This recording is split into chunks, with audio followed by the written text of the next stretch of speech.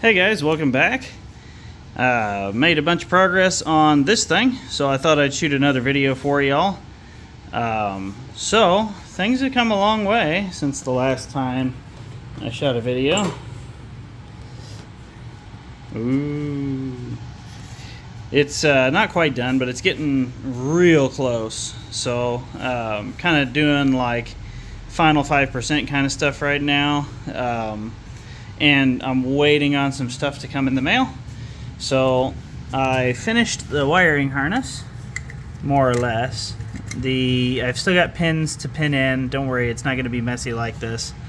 Crimps will be tidied up a lot. A lot of this stuff is all going to move still, so probably going to remove this bracket because this harness runs differently than well, actually the WRX side runs differently, but I've got this whole thing. I've mapped the pin out. I mapped the pin out of the stock WRX harness, and with that I was able to move the pins all around. I've only got one pin left in the brown connector, so as soon as that's all hooked up, it's pretty much done. But the wires that do exist on the WRX harness are already plumbed in. I am buying a plug-and-play adapter for the Haltech Elite 2500 from 14.7 Solutions, and the last couple of pins here that need pinned in, I'm waiting for him to tell me where he wants me to map them. So as soon as he gets me that information, I'll be able to finish the harness, tidy it up, make it look really nice, weatherproof it a little bit better, and then the wiring will be done, which is the hardest part of this whole swap, supposedly. I mean, I've run into lots of little things. I didn't know about the two coolant outlets before. As you can see, I bought a replacement radiator. This radiator came from a 2009 Legacy 3.0R. Bought it on Rock Auto, brand new. It's Koyo Rad, which is cool. Logo's not on that side of the box, but it's a real Koyo. I was impressed. So anyway, the cooling system's almost done. I had to bend my radiator plate here, but I just didn't want to get rid of that. That thing looks so good there. So I had to clearance it for the radiator neck here a little bit, and I had to cut a slot here, bend this up because this radiator extends further this way for the second hose, and then I had to bend this up just a hair. So but I feel like it looks pretty good. I mean, unless you were looking for it, you probably wouldn't even notice that that part's modified. So that's pretty cool. But radiators installed. The lower radiator hoses are hose is totally done. I've got my Haltech oil and temperature pressure sensor plumbed in. I haven't wired that yet. Again, I'm waiting for the information from 14.7 Solutions to let me know where I need to pin the last couple of things in for his plug-and-play harness. But then that'll be done. But I've got the stock ECU plugged in still. I've got my old access port unmarried now, so I'm probably going to sell that here soon. Everything works. Like the engine, if I plug that bulkhead connector in, the engine will turn over. All the injectors are hooked up and all the ignitions are hooked up, but of course I've only got injector and ignition 1 through 4 right now, so I can't really do a whole lot. Plus we're going to be running this on speed density. There's not going to be a map sensor here. I'm just going to use the Haltech's map sensor. So I need to buy a bulkhead fitting and then pass it through the firewall here so that I can run the vacuum. But that'll be simple. I may have to also add another harness pass through on the firewall just for extra stuff, but we'll see. I definitely need to cut a slot in that thing so that I can pass the two wideband sensors through. But yeah, it's coming right along. It's pretty darn close to finished. As soon as I get that plug and play adapter, I can hook that up.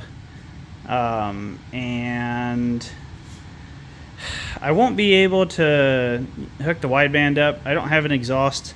These headers will not work for me because this being a turbo car, it has a different subframe and sway bar setup than the non-turbo cars. Those headers will work for a non-turbo. They will not work for a turbo car because where the collector is where the subframe is. So not only would I have to modify those a bunch, but I'd also have to cut the collectors off. So if I didn't have to cut the collectors off, I might try to make them work, but all things considered, we'll just end up making something custom, and one of my buddies who's doing this swap is going to pick those headers up from me, so that'll work out. So I won't be able to hook the wideband sensors up without an exhaust, obviously, but we can hook everything else up, and I think we'll be able to give it a test fire. So it'll just be firing out of the ports, but I figure as long as we don't rev it too much and, you know, keep the heat down, it should be fine. So but yeah, as soon as I get that plug and play adapter in, I can pin the last bit of that in.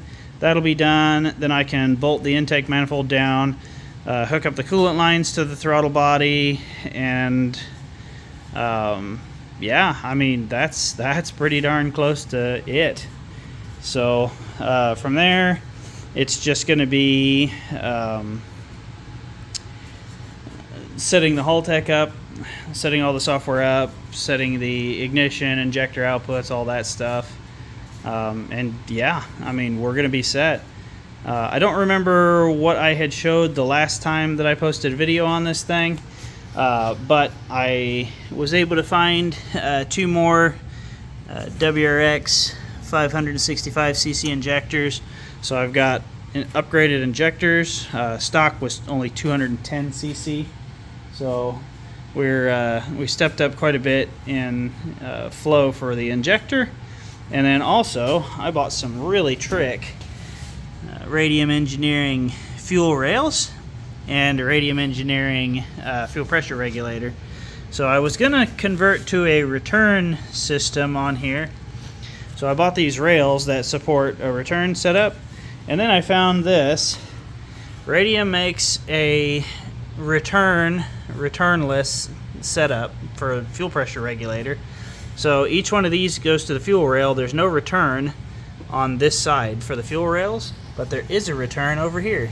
So I was able to just use my stock WRX fuel system, but I was able to use returnless style rails. Really cool, like really nice setup. And this is a really cool regulator. It's super easy to make adjustments to, so yeah, that'll be nice. But once this is bolted up, then I can hook the vacuum up for that, hook the vacuum up for my brake booster, all of that stuff. Like, I didn't even have to modify anything. This guy just reaches. So I mean, it doesn't get much easier than that. So I'm pretty stoked. I got replacement AVCS and AVLS solenoids for this side. I got replacement oil pressure sending units for the AVLS. Fun fact, the AVLS solenoids on both sides have a pressure switch that activates when AVLS is active to tell the ECU that it's active on both cylinder heads. I don't need that with the Haltech. Pretty much nobody actually uses those.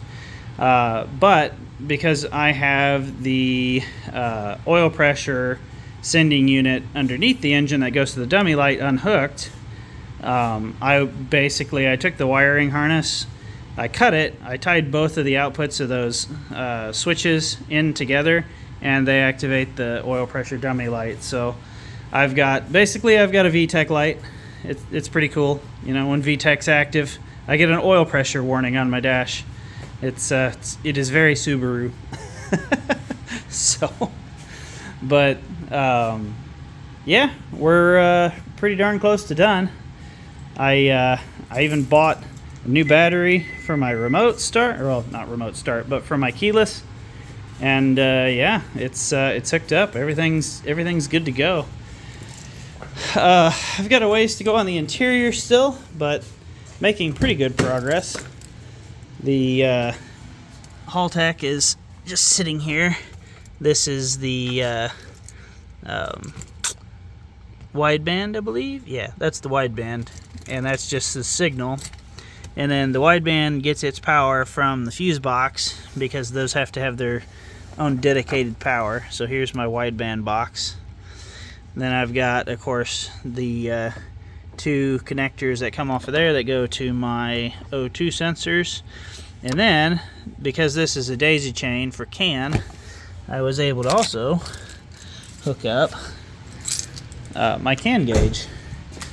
And because it's tied into the wideband, which doesn't get its power from the ECU, it works, which is pretty slick. So you get an idea of what my finished dash setup's gonna look like here.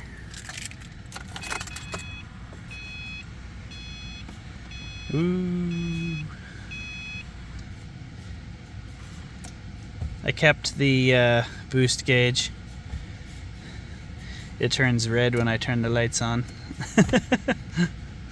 But yeah, you know, you never know. I might need it someday. Maybe. Probably. But yeah, the CAN gauge looks really good. I'm super excited for how this all looks. Also was able to see that when this broke down 3 years ago, it had a full tank of fuel, so that's neat. I was a little worried about that, considering it's 3-year-old gas, but when I primed the pump before installing the fuel system, it came out clear. So I'm just gonna run it. What's the worst that could happen? Nah, it'll be all right. I've run gas older than that through a car that had been sitting, and you know, you just have to understand it's old gas. If you keep your foot out of it and just kind of, you know, creep it along, it'll help wake the motor up, and then you can fill up with some high octane, and you know, that'll help it along. As long as it's not rusty in the fuel tank, which this one's too new. Like, it's, I mean, this car has barely any rust on it, so. But yeah, we're pretty close. Pretty close. I'm pretty excited to be able to drive this car again. It had some really nice parts on it back in the day. So, like, this is a WC Latheworks titanium shift knob. I absolutely love this thing. I think it looks amazing. Had a really great stereo in it. That's in Hannah's Forester now, my wife. But that's okay, you know. We'll get a new one for this. Maybe even something with DSP and time alignment like I've got in the Evo. I really like that setup. So, but yeah, getting closer and closer. Okay. Anyway, so yeah, that's where we're at. We've still got a ways to go, but hopefully here in the next couple of weeks we'll be able to fire this thing up. And yeah, I am really ready to have this car back up and running as my daily again. So anyway, that's all I got for you guys for now. Sheldon over at 14.7 is currently building my plug-and-play adapter. I heard from him yesterday morning, and sent him some cash yesterday evening. So hopefully here in just a couple of weeks, I mean, as soon as I have that, it's just a matter of time, and we'll have this thing up and running. So yeah, anyway, stay tuned, and yeah, I'll see you guys next time. Later.